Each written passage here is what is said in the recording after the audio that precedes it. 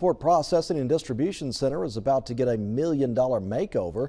The United States Postal Service announcing today it will invest $2.3 million into the facility. It's part of the service's 10-year plan to improve postal service across the nation. The investment will be used to expand and streamline package and mail processing and distribution. The post office says service will not change at the facility, but will be enhanced.